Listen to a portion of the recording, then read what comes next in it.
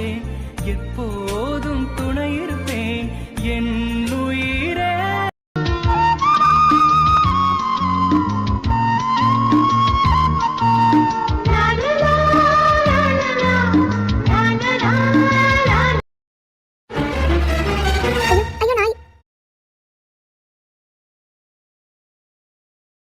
ஐயோ, ஆ போச்சு, முட்டிலேயே இடிச்சிருச்சு, வலிக்குது. ஐயோ, இந்த கையை வேற அசைக்க முடியலையே. அங்க விழுந்து கிடக்கிறத பார்த்தா மீனா மாதிரிலாம் இருக்கு. அச்சச்சோ, கீழே விழுந்துட்டா போல் இருக்கே. இவர் எங்க இங்க வந்தாரு? எப்ப பாரு என் பின்னாடியே தான் அலையாரு. போச்சு, இவர் முன்னாடி கீழே வேற விழுந்துட்டேன். அசிங்கம். என்னங்க ஆச்சு? நடு ரோட்ல உட்காந்துட்டு என்ன பண்றீங்க? கொழுப்பு தானே, விழுந்திருக்கேன்னு தெரிஞ்சும் கேட்குற கேள்வியை பாரு. சும்மாதாங்க, வேண்டுதல். என்னங்க வேண்டுதல்? ரோட்ல ஸ்கூட்டியை போட்டுட்டு அது பக்கத்துலேயே உட்காந்துருக்கேன்னு வேண்டியிருக்கேன். உங்களுக்கு என்ன பிரச்சனை? ஓஹோ, அப்படியா? சரிங்க, நல்ல வேண்டுதல் தான். வேண்டுங்க வேண்டுங்க. மூஞ்ச பாரு. நீங்க எதுக்கு இப்ப இங்க நின்றுட்டு என்னைய பார்த்துட்டு இருக்கீங்க? உங்களுக்கு வேற வேலை எதுவும் இல்லையா? கிளம்புங்க. இல்லைங்க, எனக்கு ஒரு வேண்டுதல் இருக்கு. என்ன வேண்டுதல்? நான் வந்து பைக்கை கீழே போட்டுட்டு பக்கத்துல உட்காரணும்னு. அதான் இந்த இடம் சரியா இருக்குமான்னு பார்த்துக்கிட்டு இருக்கேன். என்னங்க நான் சொன்னதை திரும்ப சொல்லிட்டு இருக்கீங்க? உங்களுக்கு அப்படி ஒரு வேண்டுதல் இருக்கும்போது எனக்கு வேண்டுதல் இருக்கக்கூடாதா என்ன? எதுக்குங்க இப்ப வளவலன்னு பேசிட்டு இருக்கீங்க? நானே இங்க கடுப்புல உட்காந்துருக்கேன், போங்கங்க முதல்ல. ஏங்க, விழுந்து கிடந்தீங்க, ஹெல்ப் பண்ணலான்னு வந்தா இப்படி கோவப்படுறீங்க? விழுந்து கிடந்தவங்களுக்கு ஹெல்ப் பண்ணணும்னா ஓடி வந்து தூக்கணும். அதை விட்டுட்டு என்னங்க ரோட்ல உட்காந்துருக்கீங்கன்னு கேட்பாங்களா? ஏங்க, மற்ற பொண்ணுங்களா இருந்தா ஓடி வந்து இந்நேரம் கையை பிடிச்சி தூக்கி விட்டு அடி எதுவும் பட்டிருக்கான்னு எல்லாம் கேட்கலாம். ஆனா உங்களே எப்படிங்க? ஏன் மத்த பொண்ணு தான் தூக்கி விடுவீங்க, என்ன மட்டும் தூக்கி விட மாட்டீங்களா? ஆண்டடா, நீங்க தானே சொல்லுவீங்க முன்ன பின்ன தெரியாத ஆள்கிட்ட பேசக்கூடாது, முன்ன பின்ன தெரியாத ஆள்கிட்ட பேர் சொல்லக்கூடாதுன்னு. பார்க்குற நேரம்லாம் என்னை திட்டிகிட்டு தான் இருக்கீங்க. இப்போ நான் ஓடி வந்து ஒரு அக்கறையில் கையை பிடிச்சா மட்டும் உங்களை முன்ன பின்ன யாருன்னே தெரியாது, எதுக்கு ஏன் கையை பிடிச்சிங்கன்னு சண்டைக்கு வந்துட்டீங்கன்னா, உதவி செய்ய போய் அது எனக்கே திரும்பிருச்சுன்னா?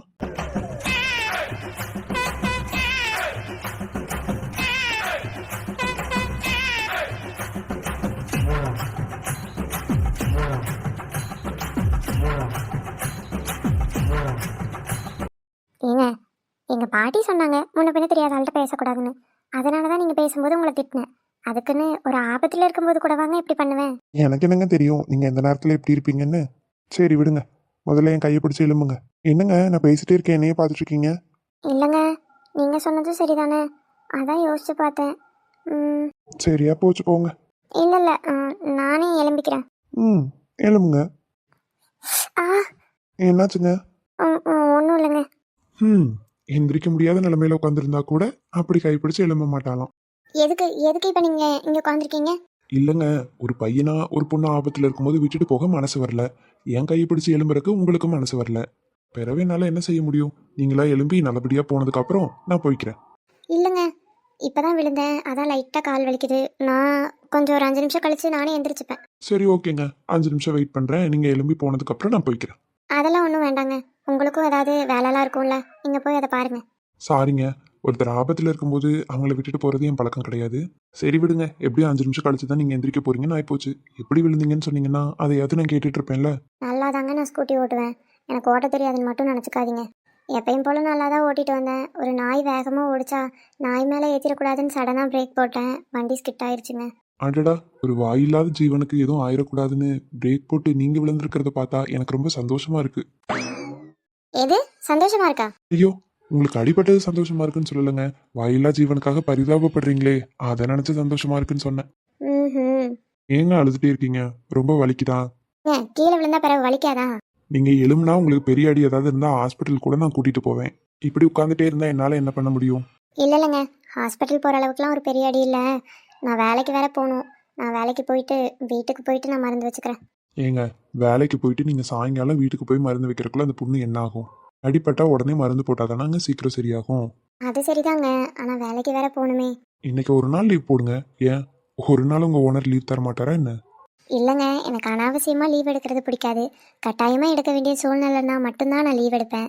ஏங்க, வேலைக்கு சேர்ந்து 2 மாசத்துல நீங்க லீவ் எடுத்தது இல்லையா? ஆமாம், நான் வேலைக்கு சேர்ந்து 2 மாதம் உங்களுக்கு எப்படி தெரியும்? ஐயோ, இவன் நம்ம கடையில தான் வேலை செய்யறாங்கிறது அவளுக்கே தெரியல. இவளை பத்தி விசாரிக்கும் போது தான் இவன் 2 மாசத்துக்கு முன்னாடி தான் சேர்ந்தான்னு நமக்கு தெரியும். இதை வேற உளறிட்டோமே. சொல்லுங்க, எப்படி தெரியும்? நீங்க தானங்க சொன்னீங்க. நான் என்னைக்குங்க சொன்னேன்? என்னங்க இப்படி எல்லாத்தையும் மறந்துட்டே இருக்கீங்க? அன்னைக்கு நான் கூட நீங்க வேலை செய்யற இடத்துக்கு வந்தனே. அப்போ நீங்கள் தான் சொன்னீங்க. நானா சொன்னேன்? எனக்கு ஞாபகம் இல்லைங்க. பார்த்தீங்களா, ஒரு செகண்டில் கோவப்பட்டுட்டீங்க. சரி விடுங்க, கேட்ட கேள்விக்கு பதில் சொல்லுங்கள். இந்த 2 மாதம் லீவ் எடுத்ததுலையே என்ன? இல்லைங்க, எடுத்ததில்ல. ஏங்க, ஒரு நாளாவது லீவ் போட்டு வீட்டில் ஜாலியாக இருக்க வேண்டியதானே? நான் வேலைக்கு போய் தான் எங்கள் வீட்டை பார்த்துட்ருக்கேன். அந்த ஒரு நாள் லீவ் போட்டால் அந்த ஒரு நாள் சம்பளம் எனக்கு கிடைக்காதுல்ல.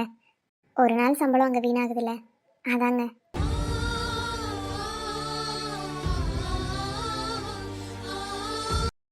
அடடா, ரொம்ப கஷ்டப்படுற பிள்ளை போல. சரி விடுங்க, இன்னைக்கு நீங்கள் லீவ் எடுத்துக்கோங்க. உங்களுக்கு சம்பளம் குறையாம நான் பார்த்துக்கிடுறேன். இவர் பெரிய இவர் சொன்னால் எனக்கு சம்பளத்தை குறைக்காம விட்டுருவாங்களா? ஏங்க நீங்கள் வேற. எங்க, நான் உண்மையை தான் சொல்கிறேன். அது எப்படி? இப்போதைக்கு நான் தான் ஓனர்னு சொல்லாமல் இருப்போம். இங்கே வேலை செய்கிறீங்களே, அந்த இடத்தோட ஓனர் என் ஃப்ரெண்டு தான். ஃப்ரெண்டா? பொய் சொல்லாதீங்க. நான் இருக்குங்க போய் சொல்ல போகிறேன், உண்மையை தான் சொல்கிறேன். அப்போ அன்னைக்கு கடைக்கு வரும்போது ஃப்ரெண்டு வரேன்னு சொன்னாங்க, அதான் வந்தேன். கடைசியில் ஃப்ரெண்டு வரலன்னு சொன்னீங்க. ஏங்க, ஒருத்தருக்கு ஒரு ஃப்ரெண்டு தான் இருக்கணுமா என்ன? அது ஒரு வேற ஃப்ரெண்டு. அவன் வரேன்னு சொன்னதுனால நான் அங்கே வந்தேன். கடைசியில் அவன் வரல, அதனால கிளம்பிட்டேன். உங்கள் ஓனர் வேறு விதத்தில் எனக்கு ஃப்ரெண்டு. நான் சொன்னால் அவர் கேட்பாரு. நீங்கள் எனக்கு லீவ் எடுத்துக்கோங்க, உங்கள் சம்பளம் குறையாம நான் அவர்கிட்ட பேசிக்கிறேன். ஏங்க, திடுதுப்புன்னு எங்கள் ஓனர் தெரியும் ஃப்ரெண்டுன்னு சொல்கிறீங்க. சும்மா சொல்லிட்டீங்கன்னா எனக்கு ஒரு நாள் சம்பளம் போயிருமே. உங்களை எப்படி நம்புறது? இப்போ என்ன நம்ப முடியல தானே? சரி, உங்கள் ஓனர் பேர் என்ன சொல்லுங்கள். அதெல்லாம் எதுவும் எனக்கு தெரியாதுங்க. 2 மாதமும் எனக்கு சம்பளம் அக்கௌண்ட்டில் ஏறிடும். அவர் யார் என்னன்னு நான் இது வரைக்கும் பார்த்ததே இல்லை. ஒரே ஒரு நாள் தான் கடைக்கு வந்தார். நீங்கள் கூட வந்தீங்களே, அன்னைக்கு தான். ஆனால் அவரை நான் பார்க்கவே இல்லை, அதுக்குள்ளே போயிட்டாருன்னு சொன்னாங்க. எனக்கு யாருன்னே தெரியலங்க. அவர் பேர் மருது. மருதுவா? ஆமாங்க. நம்பிக்கை இல்லைன்னா உங்கள் கூட வேலை செய்கிற யாராவது இருப்பாங்கல்ல, அவங்களுக்கு ஃபோன் பண்ணி ஓனர் பேர் என்னன்னு கேளுங்க. கேட்குறேங்க. ஆனால் இந்த மாதிரி பெரிய பெரிய கடைலாம் வச்சுருக்காரு. அவர் பேர் ஊருக்குள்ளே நிறைய பேர்த்துக்கு தெரிஞ்சிருக்கலாம். அதை வச்சு எதுவும் சொல்கிறீங்களா? ஏங்க, அவங்கள நம்ப வைக்கிறதுக்கு இதுக்கு மேலே நான் என்ன பண்ணணும்னே தெரியலங்க. சத்தியமாக என் ஃப்ரெண்டு தாங்க, நம்புங்க. சரிங்க, நம்புகிறேன். ஃபோன் பண்ணி கேட்டுக்கோங்க. பரவாயில்லைங்க, நீங்கள் இவ்வளோ தூரம் சொல்கிறீங்கல்ல, உண்மையாக தான் இருக்கும்.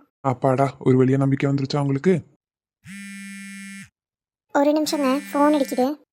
எடுத்து பேசுங்க. ஹலோ, சொல்லுங்கக்கா. எங்கடி டைம் ஆச்சு, ஆளை காணோம்? இல்லைக்கா, வர வழியில் கீழே விழுந்துட்டேன். என்னடி சொல்கிற? அடி எதுவும் பலமாக போட்டுட்டா என்ன? இல்லைக்கா, கொஞ்சம் காலில் நல்லா அடி. வந்தாலும் என்னால் அங்கே நின்றுட்டு வேலை செய்ய முடியாது. அதனால் இன்றைக்கி ஒரு நாள் மட்டும் லீவ் எடுத்துக்கிறேங்க்கா. மேனேஜர் என்னாட்ட கொஞ்சம் சொல்லிடுங்க. காலையில் நல்லா தான் கிளம்பி வந்தேன்.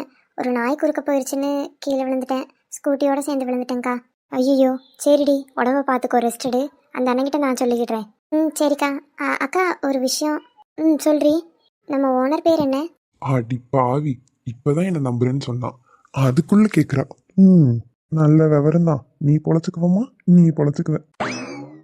அதை ஏன்டி இப்போ கேட்குற? கொஞ்சம் சொல்லுங்களேங்க்கா. நம்ம ஓனர் பேர் மருது. ஓ, சரிக்கா. சரி, நான் வைக்கிறேன். சரிடி. என்னங்க, இப்போ சந்தேகம் தீர்ந்துருச்சா?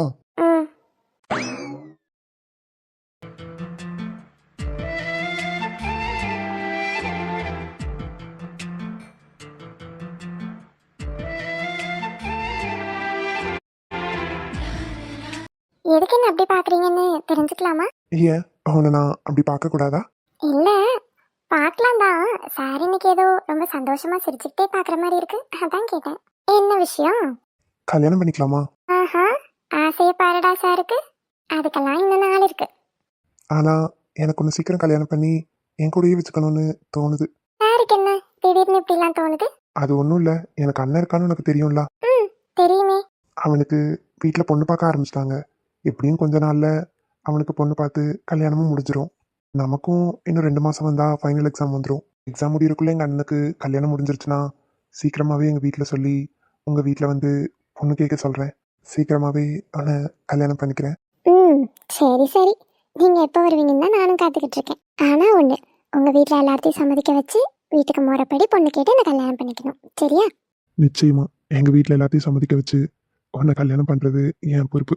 சரிங்க பட்டுக்குட்டி, முதல்ல இப்போ எக்ஸாம் வரப்போதில்ல, படிக்கிற வேலையை பாருங்க, அப்புறம் கல்யாண வேலையை பார்த்துக்கலாம். என் அழகி, எப்பயும் நான் உன்னை சிரிக்க வச்சு சந்தோஷமா பார்த்துக்கிறேன். பார்த்துக்குவீங்கன்னு எனக்கு நல்லாவே தெரியும். ஐயோ அம்மா, கால் என்ன வலி வலிக்குது. காலுக்கு நல்லா மருந்து போட்டு காலை நீட்டி செத்த நேரம் படுத்தாதான் நல்லா இருக்கும் போல் இருக்கு. அப்பா, தள்ளி கூட உட்கார முடியல, முட்டி நல்லா விண்ணு விண்ணுன்னு வலிக்குது. இந்த பாட்டி எங்கே போனாங்க? ஆளையே காணோம். சரி, வெளியே எங்கேயாவது போயிருப்பாங்க. சத்தத்தில் படுப்போம், அவைய வந்த பிறகு மருந்து போட்டு விட சொல்லலாம்.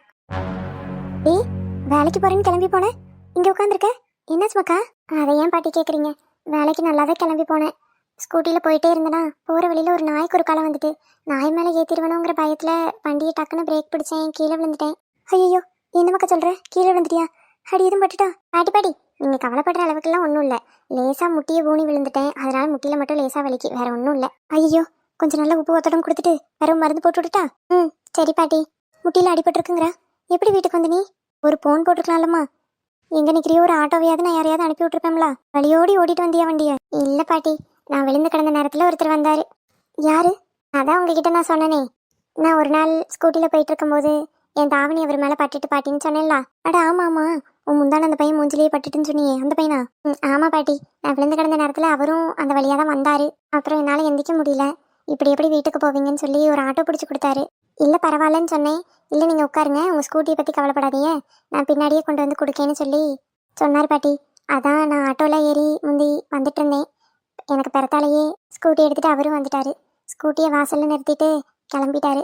ஏடிஎம் அக்கா, இவ்வளோ தூரம் உனக்கு உதவியாக அந்த தம்பி இருந்திருக்கு, வீட்டுக்குள்ளே கூப்பிட்டுருக்கலாம்ல மக்கா? இல்லை பாட்டி, அவர் முன்ன பின்ன எனக்கு தெரியவே தெரியாது, எப்படி வீட்டுக்கு? அம்மாடி, முன்ன பின்ன தெரியாத பிள்ளை தானே கீழே விழுந்திருக்கா, எனக்கு எதுக்குன்னு சொல்லி போகாமல் நின்று ஒன்று பத்திரமா வீட்டுக்கு ஆட்டோ பிடிச்சி கொண்டு வந்து விட்டுட்டு உன் வண்டியும் கொண்டு வந்து கொடுத்துருக்காருலம்மா. இவ்வளோ தூரம் உதவி இருக்காரு, வீட்டுக்கு வந்து ஒரு வாய் தண்ணியாவது கொடுத்து நீ அனுப்பியிருக்கணும்ல. சரி, அந்த தம்பி போயிருச்சுன்னு வேற சொல்கிறேன். அந்த தம்பியை நான் பார்த்துருந்தா ஒரு நன்றியாவது சொல்லியிருப்பேன். நான் நன்றி சொல்லிட்டேன். இருந்தாலும் வீடு வரைக்கும் வந்து உதவி செஞ்சுருக்கலாமா, நீ வீட்டுக்குள்ளே கூப்பிட்டுருக்கலாம். சரி விடு, இனி என்னைக்காவது இந்த தம்பியை பார்த்தேன்னா வீட்டுக்கு வாங்கன்னு சொல்லேன்னு. சரி பாட்டி. சரிம்மா, காலை நீட்டி உட்காரு, ஒரு 2 நிமிஷம் ஒத்தரம் கொடுத்துட்டு மருந்து போட்டுடலாம். சரிங்க பாட்டி. என்னாச்சு? சேகர் சொன்ன பொண்ணு நேரத்துக்கு வந்துருன்னு சொன்னா, இவ்வளோ நேரம் ஆகியும் காணோம். வருமா வராதா ஒன்றும் புரியல. நேரம் வேற ஆயிட்டு இருக்கு. சீக்கிரம் அந்த பொண்ணை பார்த்து பேசிட்டு நான் வீட்டுக்கு வேற கிளம்பணும். ரொம்ப நேரம் ஆச்சுன்னா வீட்டில் வேற எங்கே போனேன் எது போனேன்னு தேட ஆரம்பிச்சிருவாங்க. ஸோ அந்த பிள்ளை வேற எங்கே போச்சோ? யார் இந்த பிள்ளை? ஒருவேளை சேகர் சொன்ன பொண்ணு இவளாக தான் இருக்குமா, இல்லை வேற ஏதாவது விஷயத்துக்காக இங்கே வந்திருக்குமா? மேடம், உங்கள் பேர் தான் அகிலாண்டேஸ்வரியா? ஆமாம், என் பேர் உங்களுக்கு எப்படி தெரியும்? சேகர் அண்ணன் சொன்ன ஆள் நான் தான். என்னம்மா சொல்கிற? சேகர் சொன்ன அமுதாவா? ஆமாம் மேடம், அதே அமுதா தான் நான். என்னம்மா, நான் சேகர்கிட்ட நல்லா படித்து அமைதியாக ஒரு பொண்ணு அந்த மாதிரி நடிக்க கேட்டனே, நீ பேசுகிறதே சரியில்லை. மேடம், நடிக்க வேண்டிய இடத்துல சிறப்பாக நடித்து கொடுத்துருவா இந்த அமுதா. மற்ற நேரத்தில் என்னோடய ஸ்லாங்கில் தான் பேசுவேன். என் நடிப்பு மேலே ஒன்றும் நீங்கள் சந்தேகப்பட வேண்டாம், பயப்படவும் வேண்டாம். இது வரைக்கும் எத்தனை இடத்துல அப்படி நடிச்சிருக்கேன் தெரியுமா? இல்லைம்மா, படித்த பொண்ணு மாதிரி ஒரு கேரக்டர் தான் நான் தேடிக்கிட்டு இருந்தேன். நீ இப்படி பேசினதும் அதான் யோசித்தேன். இப்போ உங்களுக்கு என்ன மேடம், படித்த பொண்ணு மாதிரி நான் நடித்து காட்டணும், அவ்வளோதானே? ஏதாவது ஒரு சீன் சொல்லுங்கள், நடித்து காட்டுறேன். சீனா? இல்லைம்மா, நீ நல்லா நடிச்சிருவேன்னா சரிதான், ஆனால் அதில் எந்த சொதப்பலும் வந்துடக்கூடாது, அதை மட்டும் மனசில் வச்சுக்கோ. சரிங்க மேடம். உங்களுக்கு நான் மேடம் மேடம்னு சொல்கிறனால தானே இந்த பிள்ளை எப்படி பேசுதே நடிச்சிருமான்னு ஒரு தயக்கம் இருக்குது. நான் இப்போ நல்லா பேசி காட்டுறேன், அப்போ நீங்கள் என்ன நம்புவீங்க. நான் நடிக்க போகிற இடத்துல நீங்களும் இருப்பீங்களா? ஆமாம்மா, நான் இருப்பேன். அந்த இடத்துல நான் உங்களை எப்படி கூப்பிடணும்? உனக்கு நான் அத்தை முறை வருமா, அப்படி தான் கூப்பிடணும், அவ்வளோதானே? இப்போ பாருங்க. வணக்கம் தே. கொஞ்சம் வர்றதுக்கு நேரம் ஆயிடுச்சு, என்ன மன்னிச்சுக்கோங்க தே. சீக்கிரமாக தான் நான் வீட்டிலேருந்து கிளம்புனேன், ஆனால் ஆட்டோ கொஞ்சம் லேட்டு. நீங்கள் வந்து ரொம்ப நேரம் ஆயிடுச்சா அத்தை? நான் கூட இவ்வளோ என்னமோ நினச்சேன். நல்லா நடிக்கிறாளே. இப்போ சொல்லு மேடம், என் நடிப்பு நல்லா இருக்கா? ஆமாடி, அழகாகவே நடிக்கிற. ரொம்ப தேங்க்ஸ் மேடம். நம்ம பேச்சு தான் இப்படி, ஆனால் வேலைன்னு வந்துட்டா கரெக்டாக இருப்பேன். இனிமேலாவது அடுத்த தடவை யாரையும் பார்த்தா அவங்க பேச்சை வச்சு அவங்களால முடியுமா முடியாதான்னு யோசிக்காதீங்க, அவங்க திறமையை வச்சு முடிவு பண்ணுங்க. சாரிம்மா, இது நடிப்பு மாதிரி இருக்கக்கூடாது, உண்மையாக இருக்க மாதிரியே இருக்கணும்ல. கொஞ்ச நாள் அவங்க எல்லாத்தையும் நம்ப வைக்கணும், அதுக்கு தான் சரியாக வருமா என்னன்னு ஒரு சின்ன யோசனை. ஆனால் இப்போ நீ நடிச்சு காமிச்ச பிறகு நான் முழுசாக நம்புகிறேம்மா. நீ என்கிட்ட எப்படி பேசினாலும் அந்த இடத்துல சரியாக கரெக்டாக நடிச்சிருவேன்னு எனக்கு நம்பிக்கை வந்துட்டு. சரி மேடம், சொல்லுங்கள், நான் என்ன நடிக்கணும், எவ்வளோ நாள் நடிக்கணும், எப்படி நடிக்கணும், எல்லாத்தையும் சொன்னீங்கன்னா அதுக்கு நான் கொஞ்சம் தயாராகிட்டு வருவேன். உனக்கு ஒரு அப்பா அம்மா மாதிரி ஆளும் வேணும், யாராவது உனக்கு தெரிஞ்சவங்க இருக்காங்களாம்மா? ஓ, குடும்பமாக இருக்க மாதிரி நடிக்கணுமா? அதுக்கெல்லாம் என்கிட்ட நிறைய ஆள் இருக்காங்க மேடம், நீங்கள் ஒன்றும் கவலைப்படாதீங்க. ரொம்ப சந்தோஷமா, நல்லதாக போச்சு. யாராவது உனக்கு நல்ல பழகின ஆளாக 2 பேர் வச்சுக்கோ. நீ எப்படி சொதப்பாமல் நடிக்கணுமோ அதே மாதிரி அவங்களும் சொதப்பிடக்கூடாது. அந்த மாதிரி தான் இருக்கணும். உனக்கு அப்பா அம்மா வயசில் இருக்க 2 பேர்த்த நீயே தேர்ந்தெடுத்து நான் சொல்கிறதெல்லாம் அவங்களுக்கு தெளிவாக சொல்லிடுமா. ம், சரி மேடம். ஒரு வீடு நான் ஒன்று வாடகைக்கு எடுத்து தரேம்மா. அதில் கொஞ்சம் மாதம் மட்டும் நீங்கள் தங்குங்க. ஆனால் யாராவது கேட்டால் அது உங்கள் சொந்த வீடுன்னு சொல்லணும், சரியா? ம், சரிங்க மேடம். நாளைக்கு அந்த வீட்டு அட்ரஸை உனக்கு தரேம்மா. நாளையிலேருந்து நீ அங்கேயே தங்கிக்கிடலாம். நீங்கள் 3 பேருமே அங்கேயே இருங்க. நாளான்னைக்கு நான் என் வீட்டில் உள்ளவங்கன்னு கொஞ்சம் பேர் உன்னை பொண்ணு பார்க்குற மாதிரி வருவோம். பார்க்க வந்துட்டு பொண்ணை எங்களுக்கு ரொம்ப பிடிச்சிருக்குன்னு தான் சொல்லுவோம். உங்கள் அப்பா அம்மாவை நடிக்க போகிறவங்ககிட்டையும் தெளிவாக சொல்லிடுமா. வரவங்க அப்படி தான் சொல்லுவாங்க. உண்மையாக பொண்ணு பெற்ற அப்பா அம்மா எப்படி பேசுவாங்களோ அதே மாதிரி தான் அவங்களும் அன்றைக்கி நடந்துக்கிடணும். நாங்கள் உனக்கு பூவெல்லாம் வச்சுட்டு நிச்சயத்துக்கு ஒரு நாள் குறிச்சிருவோம். பிறகு அந்த அன்னைக்கு நிச்சயம் நடக்கும். கல்யாணமும் அதிலேருந்து ஒரு மாதத்துக்குள்ளே வச்சிட்றேன். நீ கல்யாணமும் பண்ணிவிட்டு கொஞ்ச நாள் மட்டும் அவனுக்கு பொண்டாட்டியே நடிக்கணும். அதுக்குள்ளே மற்றதெல்லாம் நான் பார்த்துக்குவேன். மேடம், நீங்கள் சொன்னதெல்லாம் சரிதான். நிச்சயம் பண்ணுறது கல்யாணம் பண்ணுறது எல்லாம் சரி. ஆனால் கல்யாணத்துக்கு அப்புறமும் பொண்டாட்டியை நடிக்கிறது கொஞ்சம் சிரமமாயிரும். என் வாழ்க்கையும் அதில் அடங்கியிருக்குல்ல.